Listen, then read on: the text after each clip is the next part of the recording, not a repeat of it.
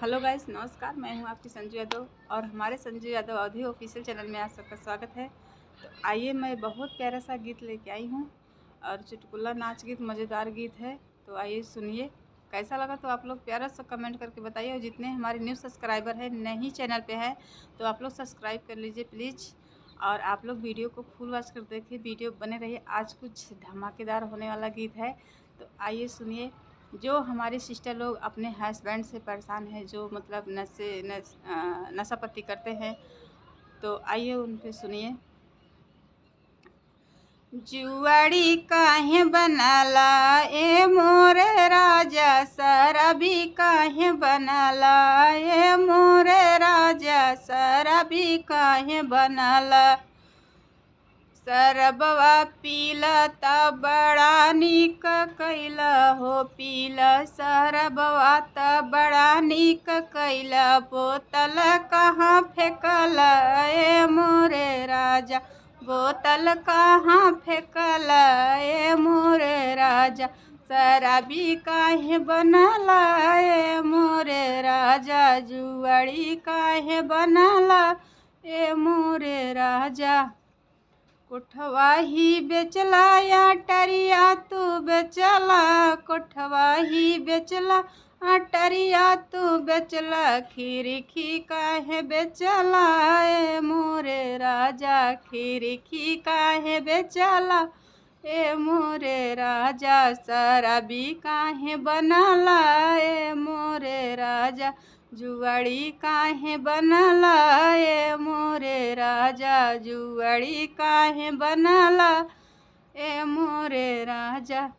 पीला शरबवा त बड़ा निक कैला, पीला शरबवा त बड़ा निक कैला। बोतल कहाँ फेंकला ए मोरे राजा, बोतल कहाँ फेंकला ए मोरे राजा।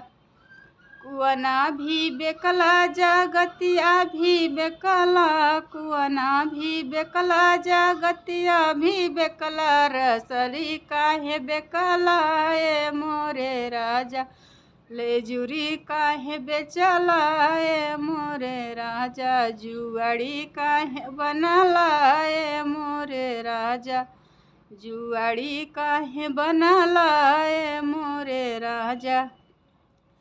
शराबी काहे बनला ए मोरे राजा, पीला शरबवा त बड़ा निक कैला, पीला शरबवा त बड़ा निक कैला। बोतल कहाँ फेंकला ए मोरे राजा, बोतल कहाँ फेंकला ए मोरे राजा।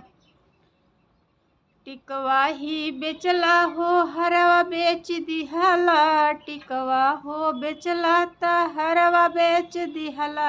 कंगनवा काहे बेचला ए मोरे राजा, कंगनवा काहे बेचला ए मोरे राजा। जुआड़ी काहे बनला ए मोरे राजा, शराबी काहे बनला ए मोरे राजा, जुआड़ी काहे बनला ए मोरे राजा।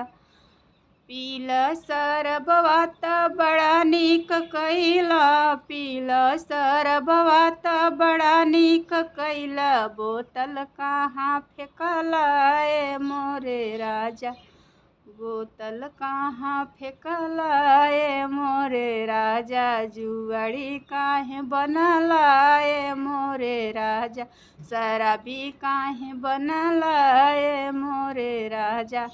तो हेलो दोस्तों, कैसा लगा तो आप लोग प्लीज़ कमेंट करके बताइए। और आपसे अभी मैं शाम को मिलूँगी, और कैसा लगा तो आप लोग ज़रूर कमेंट में बताइए।